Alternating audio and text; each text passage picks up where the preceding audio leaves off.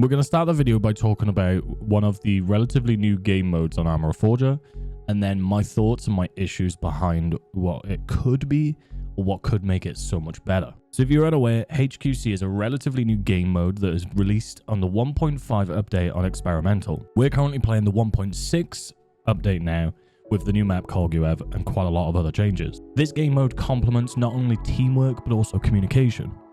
Now I'll do a brief rundown of how the game starts and what happens, and then we'll talk about what I think could be game changing.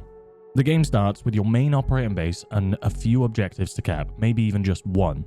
In this example, you see we've got 4 objectives to cap. You have 2 different style of bases in HQC, bases that you can build on and bases that you can't build on because they're supply bases. Supply bases are harbors, piers, docks, and airfields, and these will have routine supplies allowing you and your AI transport teams to pick up supplies and take it to the front line. A little side note, commanders can see how long it will be for the next supply wave in their logistics menu. Remember that currently in 1.6 update, your main operating base will no longer have a constant supply of supplies. After you have access to a supply base, your next objective is either to create a base or capture a main objective. In this example, we do have access to main. However, if we just focus on this side of the map, even though our base is pretty close to Montana, we don't have radio range or signal to be able to capture this. So what we would have to do is make a base in between. Now this is the golden part of HQC. You can create your FOBs relatively wherever you want. Squad leaders can request bases by using the pop-up menus in the map, and I can request a base anywhere as long as we have radio range. So for an example, you can see we don't have radio range here, but we do have radio range around here. If I place this down here, this request will then go to the commander then confirms it, and then we can then go and set this base up. If the commander sets down base requests, he can just automatically confirm it.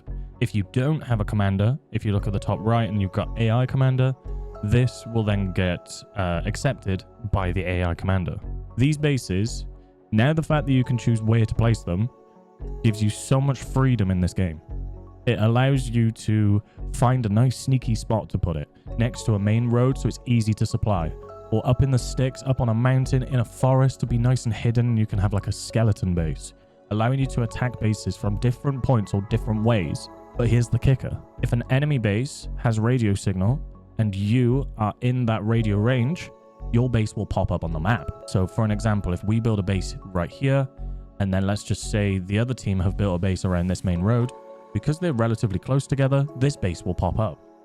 Which means, is there a point to build bases in secret locations or try and be tactical? You may as well just place them on the same place every map because your enemy will already know where it's going. Now, the current meta of this game mode is you place your bases next to these supply points, or you at least stick them to main roads, allowing ease of transport for your AI teams. On the topic of radio range and radio signal, this main tower is also the key point of this map. If you capture this tower, even for a second, this will give you radio signal range all the way across the entire map, leaving the element of surprise or leaving the option of being tactical obsolete. This also brings up the topic of the squad system. The squad system allows for a structured team. Assault squads will go and attack and assault bases. Transport teams will transport logistics and be able to get to and from each base.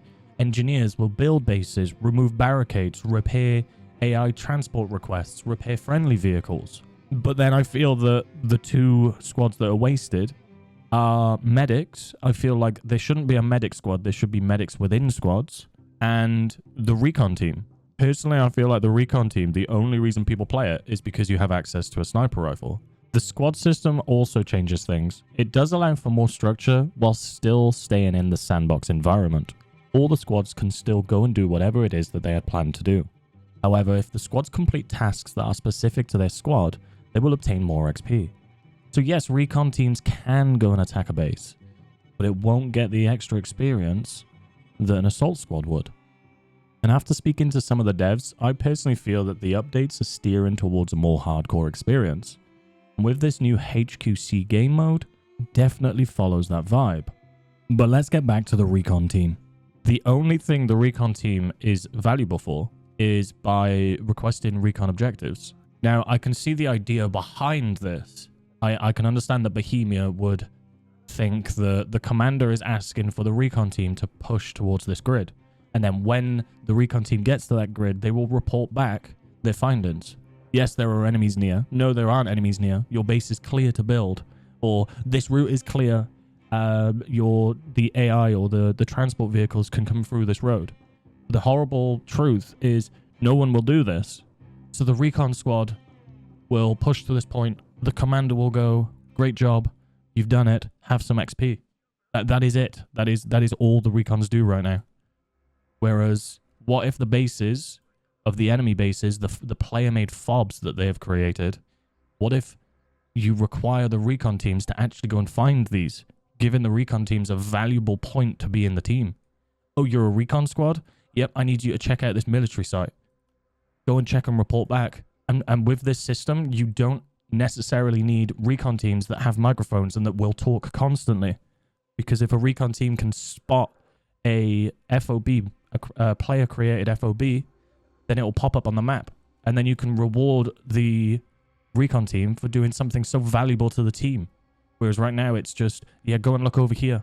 And even if they do listen, they don't report back with the findings. And some do. And the people that I've been playing with and the squads that I've been playing with, it's basically a glorified move marker. But if you had a system where the fobs don't exist, you actually, it creates such an element of surprise, and every game will feel different. Whereas I know that's the idea and I know that's the plan for Bohemia, but at the moment, even though I absolutely love this update, I feel like this could be the hidden fob kind of idea could change the way the game plays completely. And this is where you come in. I want to know your thoughts. Do you like the current mechanics in 1.6? If you don't, what would you change? Do you agree or disagree with my current ideas? I'm constantly talking about these topics on our streams, and I'm always debating in the Discord, so make sure you peep the links in the description. Thanks for taking the time out to watch this, and I'll see you in the next video.